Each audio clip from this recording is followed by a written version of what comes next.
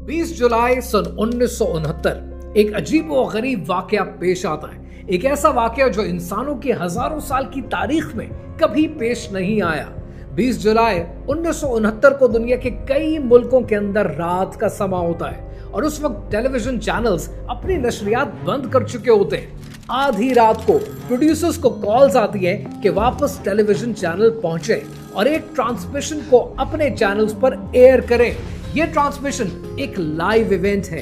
ये live event दुनिया के करोड़ों लोग देखते हैं, जिसके बाद उनकी दुनिया हमेशा के लिए बदल जाती है। ये वो ट्रांसमिशन है कि जब इंसान ने पहली बार चांद पर कदम रखा और उसके बाद इंसानों की तारीख बदल कर रह गई। नील आर्मस्ट्रॉन्ग के अल्फाज पूरी दुनिया के टेलीविजन चैनल्स पर गूंजते हैं।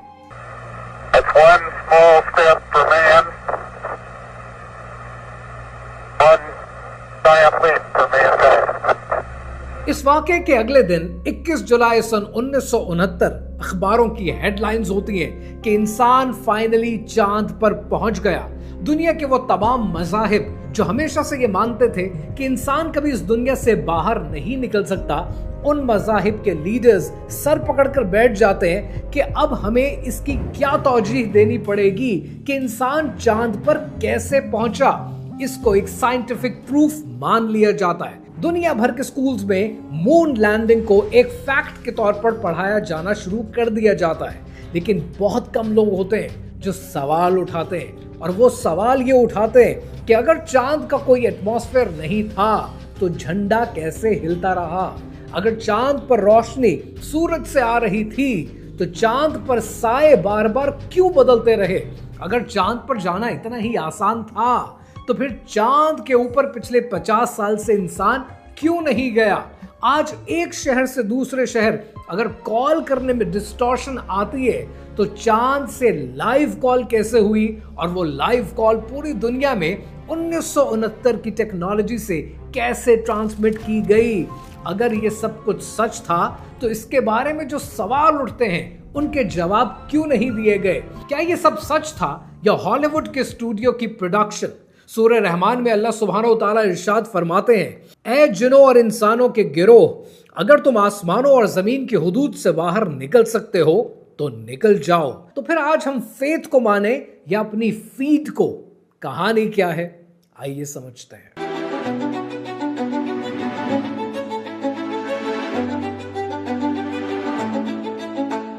अभी जो आपको मैं वीडियो दिखाने वाला हूं, कमाल वीडियो है। आपने ऐसी वीडियो नहीं देखी होगी। ये जो वीडियो आप देखने लगे हैं, ये वीडियो है स्टैनली क्यूब्रिक की। जो लोग नहीं जानते, स्टैनली क्यूब्रिक एक ऐसे जुडाइज्म से ताल्लुक रखने वाले हॉलीवुड के डायरेक्टर हैं कि 1950 से लेकर 1990s तक और प्रोबेबली 80s तक हॉलीवुड के मोस्ट इन्फ्लुएंशियल डायरेक्टर कहलाते थे।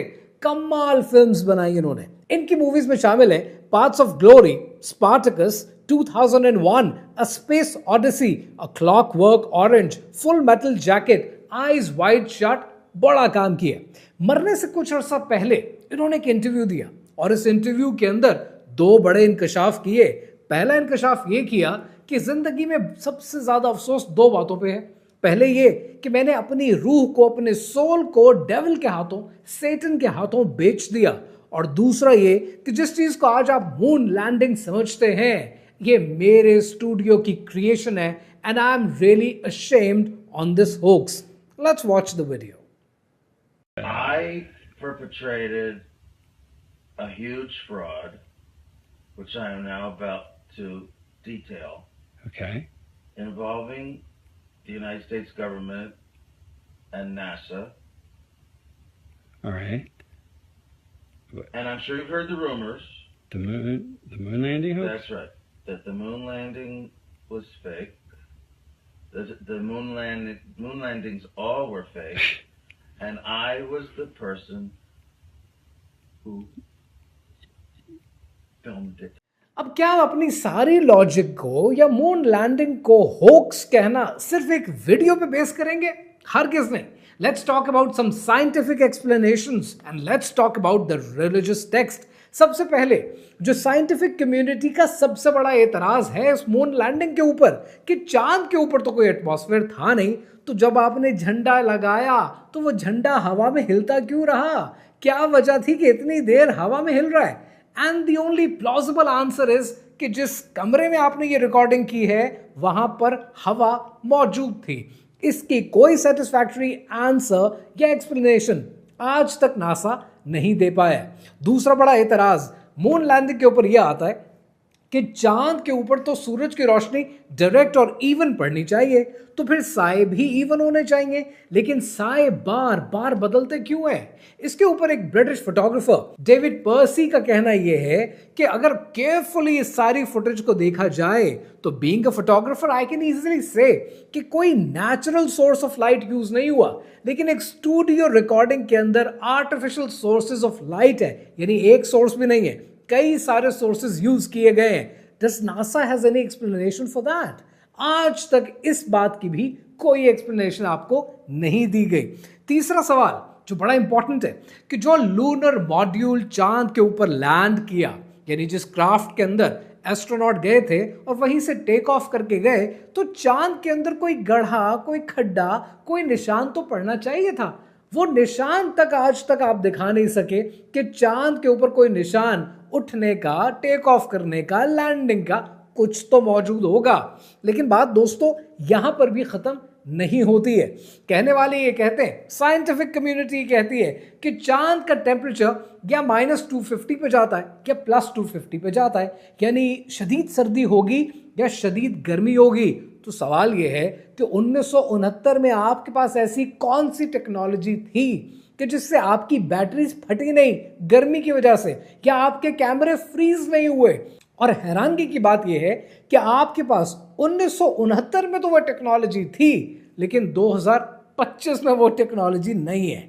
Mind boggling kind of questions which are very easy to ask. लेकिन यहां पर भी कहानी खत्म नहीं होती है। डॉक्टर बिल केसिंग ने 1976 में एक किताब लिखी। ये नासा के पुराने कॉन्ट्रैक्टर हैं और किताब का टाइटल पता है क्या है? किताब का टाइटल है we never went to the moon. और इन्होंने क्लेम ये किया है कि नासा ने जो डेटा दिया है उसमें टेलीमेट्री का डेटा मिसिंग है, फोटोग्राफिक इनकंसिस्टेंसीज हैं, नासा ने कोई इंडिपेंडेंट रिसर्च, कोई इंडिपेंडेंट वेरिफिकेशन नहीं कराई है, और नासा से 60 सालों से अनएडिटेड फुटेजेस मांग रहे हैं, वो देने को तैयार नहीं है। अगर आपके अपने कॉन्ट्रैक्टर सवाल उठाते हैं तो बड़ा सिंपल है, आप इनको कोर्ट में ले जाएं। लेकिन नासा इनको कोर्ट में पता क्यों नहीं लेके जाती? वजह यह कि अगर कोर्ट में गए तो कोर्ट ने मजीद डॉक्यूमेंट्स इनके हैंड ओवर कर देने हैं जो नासा को इन रिसर्चर्स को देने पड़ जाने हैं, और जितना पोल खुला है शायद वो पोल मजीद खुल जाएगा। इसके अलावा वैन एलन ने एक थ्योरी दी थी कि जैसे ही आप जमीन को क्रॉस करने की कोशिश करेंगे आप रेडिएशन बेल्ट से गुजरेंगे, और उस रेडिएशन बेल्ट में इंसान क्या, आपके ये स्पुतनिक, आपके ये अपोलो, आपके ये जहाज, आपके ये लूनर मॉड्यूल्स नहीं चल पाएंगे, रेडिएशन इतनी ज्यादा होगी। और इसके ऊपर जब नासा से सवाल किया गया तो उन्होंने कहा नहीं, actually we were careful in that, क्योंकि हमारे एस्ट्रोनॉट ने फौरन जिप अप कर लिया था। अभी मैं आपको रिलीजियस टेक्स्ट सुनाऊंगा, आप हैरान हो जाएंगे कि इनको लगता है कि जिप अप करने से मसले हल हो जाते हैं। रेडिएशन बेल्ट से गुजर रहे हैं आप किसी रास्ते से नहीं गुजर रहे जिस पे गुंडे बैठे हुए हैं, ये रेडिएशन बेल्ट है। रेडिएशन बेल्ट से आप गुजर गए और आपने ये लॉजिक बेच दी, और दुनिया ने 60 सालों में ये लॉजिक मान ली। सुभान अल्लाह। इंडियन एकेडमिक डॉक्टर सुब्रमण्यम स्वामी कहते हैं कि दिस वाज ऑल होक्स, और ये मून लैंडिंग जियोपॉलिटिकल मूव थी कोल्ड वॉर के अंदर, इससे ज्यादा कुछ नहीं। दूसरी तरफ चाइना के रिसर्चर्स कहते हैं कि जो लूनर रॉक्स नासा दिखाता है ये दुनिया ही की रॉक्स हैं, सिर्फ इन्हें केमिकली ट्रीट किया है या रेडिएशन से ट्रीट किया गया है। These are fabricated and nothing else. और थोड़ा सा अगर आप किसी और मजहब को देखने की कोशिश करें, आपको वहां पर असर-ए-नौ एक नई कहानी मिलती है। डॉक्टर डैनिक फॉकनर, जो कि क्रिश्चियन भी हैं और एक एस्ट्रोनॉमर भी हैं, वो कहते हैं कि बिब्लिकल रिकॉर्ड्स के अंदर फर्मामेंट का जिक्र है, जेनेसिस के अंदर, कि इंसान इस फर्मामेंट को क्रॉस करके किसी और रेल में जा नहीं सकता। सो जो ये 1969 का इवेंट दिखाते हैं ये डिवाइन अथॉरिटी को चैलेंज करने के बराबर है, लेकिन ये कभी हुआ नहीं।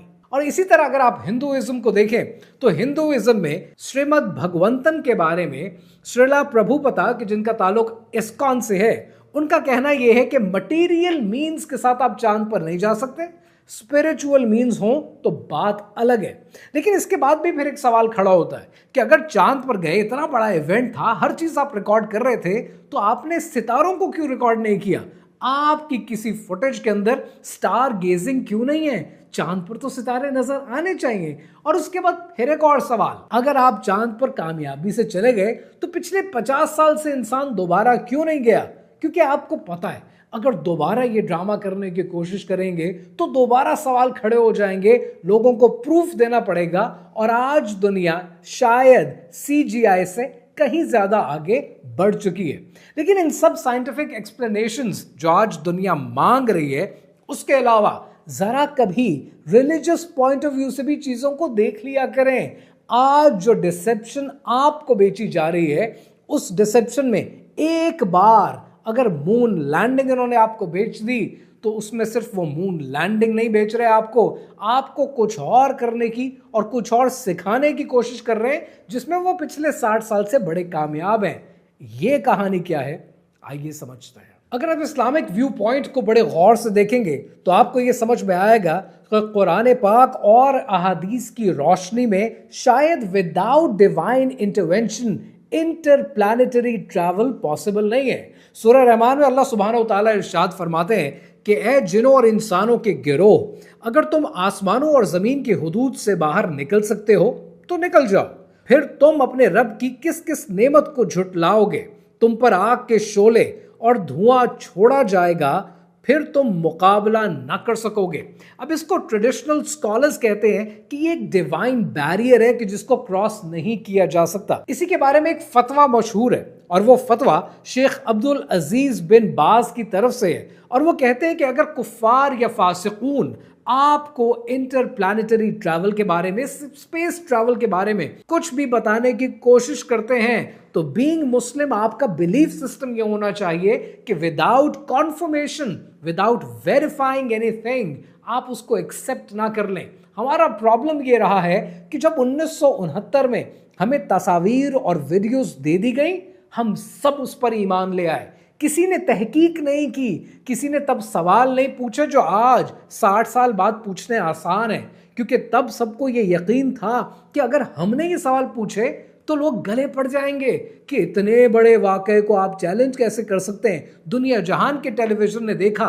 लेकिन आज जितनी डिसेप्शन कॉमन है, आज हर चीज पर सवाल उठाया जा सकता है। लेकिन कहानी यहाँ खत्म नहीं होती है। सूरह मुल्क में अल्लाह सुब्हानहू तआला ने इरशाद फरमाया, और बेशक हमने सबसे करीबी आसमानी कायनात को सितारों, सैयारों और दीगर खलाई कुर्रों और जर्रों की शक्ल में चरागों से मुज़य्यन फरमा दिया है, और हमने इनमें ही से बाज को शैतानों यानी सरकश कुव्वतों को मार भगाने यानी उनके मनफी असरात ख़त्म करने का जरिया भी बना दिया है, और हमने शैतानों के लिए दहकती आग का अजाब तैयार कर रखा है। सो इसका शायद मतलब ये हो कि अगर यहां से बाहर निकलने की कोशिश करेंगे तो दहकते हुए अंगारे आपकी तरफ आएंगे, शोले आपकी तरफ आएंगे, और शायद आप ये सवाल कर उठें कि क्या हम पर जादू तो नहीं हो गया। अब ये लॉजिक क्या है, इसको समझते हैं अगली आयत में। सूरह अल हिज्र में अल्लाह सुब्हानहू तआला ने इरशाद फरमाया, और अगर हम आसमान का कोई दरवाजा इन पर खोल दें और वो इसमें चढ़ने भी लगे तो भी ये कहेंगे कि हमारी आंखें मखमूर हो गई हैं, बल्कि हम पर जादू कर दिया गया है। But probably that also requires further proof. सूरह साद में अल्लाह सुब्हानहू तआला इरशाद फरमाते हैं, या उनके पास आसमानों और जमीन की और जो कुछ इन दोनों के दरमियान है उसकी बादशाहत है। अगर है तो इन्हें चाहिए कि रस्सियां बांधकर आसमान पर चढ़ जाएं। कुफ्फार के लश्करों में से एक हकीर सा लश्कर है जो उसी जगह शिकस्त खुर्दा होने वाला है। यानी आपके पास कितनी भी टेक्नोलॉजी हो, you are not allowed to cross the boundaries that you have been given, and I am deliberately using the word boundaries. कहानी क्या है, इस बाउंड्रीज को फर्दर एक्सप्लेन करेंगे। लेकिन यहां पर आपने ये नोट करना है कि शेख मोहम्मद इब्न सालेह जो एक प्रोमिनेंट स्कॉलर हैं, वो इस मून लैंडिंग के पूरे किस्से को असर नौ रिजेक्ट करते हैं। And he asks for a human inquiry, कि सवाल पूछें। इब्ने कसीर की तफसीर देखें तो वो इसे एक ह्यूमन वीकनेस कहते हैं कि विदाउट अल्लाह's डिवाइन अथॉरिटी ये सफर मुकम्मल नहीं किया जा सकता। सूरह तूर में अल्लाह सुब्हानहू तआला ने इरशाद फरमाया, क्या इनके पास कोई सीढ़ी है जिस पर चढ़कर वो उस आसमान में कान लगाकर बातें सुन लेते हैं? सो जो इनमें से सुनने वाला है उसे चाहिए कि रोशन दलील लाए। अब जो मैं आपको रेफरेंस देने वाला हूं, to me it's probably the best of all. सूरह अराफ में अल्लाह सुब्हानहू तआला कहते हैं, तुम इसी जमीन में जिंदगी गुजारोगे और इसी में मरोगे और कयामत के रोज इसी में से निकाले जाओगे। Now we are talking about कि हम मार्स के ऊपर कॉलोनीज आबाद करेंगे, चांद के ऊपर कॉलोनीज आबाद करेंगे। ये जितना रिलीजियस टेक्स्ट आपके सामने है, वो इस दुनिया में आपको पैदा किया गया है, इस दुनिया से ही आपको जाना है। तो सवाल ये है कि साइंटिफिक प्रूफ 10 से ज्यादा गिनवा चुका हूं, कोई जवाब नहीं है। रिलीजियस टेक्स्ट आपके सामने रख चुका हूं, कोई जवाब नहीं है। अदर देन इस्लाम, आपको हिंदुइज्म से, आपको क्रिश्चियनिटी से कोट कर चुका हूं, कोई जवाब नहीं है। तो फिर ये इतना बड़ा ड्रामा, इस कॉन्स्पिरेसी का, इतने बड़े होक्स का फायदा इन्होंने क्या उठाया? 1969 में होने वाले दुनिया के सामने इतने बड़े होक्स के 3 मेजर रीजंस हैं जो इन्होंने अचीव करने की कोशिश की। पहला बड़ा सिंपल है, जो आप ऑलरेडी जानते हैं कि 1969 में कोल्ड वॉर चल रही थी। यूनाइटेड स्टेट्स को एक अचीवमेंट चाहिए थी और अपनी सुपरमेसी भी दुनिया को दिखानी थी कि टेक्नोलॉजी हमारे पास सोवियत यूनियन से ज्यादा है and we control it. And that sense of achievement उनको वियतनाम वॉर के अंदर भी बचाती है। सो वो एक सेंस ऑफ अचीवमेंट क्रिएट करने की कोशिश की गई। But at the same time space program के जरिए पूरी दुनिया ने एक नई मार्केट क्रिएट की कि जहां टैक्स पेयर के पैसे को पार्क किया जाए, मनपसंद कॉन्ट्रैक्टर्स को कॉन्ट्रैक्ट्स दिए जाएं और टैक्स के नाम पर एक नया धंधा, एक नया सिलसिला शुरू किया जाए जहां पर बिग पॉकेट्स को, एलीट्स की पॉकेट्स को अपने एजेंडा के तौर पर भरा जाए। देखिए, जो तीसरी बात है वो सबसे ज्यादा जरूरी है कि जब आपको ये दिखाया जाएगा कि गैलेक्सी इतनी बड़ी है, कायनात इतनी बड़ी है, दुनिया के अंदर आपकी औकात बड़ी छोटी सी है, बड़ी थोड़ी सी है, और आपको आज हजारों वीडियोस मिलती हैं इंटरनेट पे जो आपको बार बार एहसास दिलाती हैं कि अरे आप इस पूरी कायनात में यहां हैं, आप यहां नहीं हैं, you are the centre of the universe. But अगर आपको इतनी हैसियत दे दी जाए तो आपका सेंस ऑफ पर्पस खत्म हो जाता है। रिलीजन क्या, दुनिया जहान के मजाहिब के ऊपर सवाल खड़े हो जाते हैं और आप सरबसजूद हो जाते हैं दुनिया के सिर्फ एक रिलीजन को, and that religion is scientism, जहां पर आप सवाल नहीं करते। मेरी लॉजिक बड़ी सिंपल सी है, ये मैं आपको कई वीडियोस में पहले भी कह चुका हूं। Give me a telescope where I can see your flag on the moon. Can I see that? No, I cannot. Can I see and zoom in and see your astronaut over there? अगर नहीं तो जो कुछ आप बेच रहे हैं ये साइंस नहीं है। I am not against science. I am against scientism. Science कहती है कि चीजें रिपीटेबल होती हैं, जिनको देखा जा सकता है, ऑब्जर्वेशन की जा सकती है, लेकिन ये तो आप होने नहीं देते। आप जो बेचना चाहते हैं आप वो बेचते हैं। मेरी नजर में कि जितनी मून लैंडिंग का ड्रामा दुनिया ने देखा है पिछले 60 सालों में, या स्पेस ऑडिसी के नाम पर जो कुछ दुनिया में होता रहा है, उसमें आपको स्पेस नहीं दिखाई गई, उसमें आपको दुनिया दिखाई गई है कि ये है आपकी दुनिया। अब ये ड्रामा एक और बहुत बड़ा ड्रामा है जिस पर से पर्दा चाक करने की जरूरत है, और वो कहानी अभी बाकी है।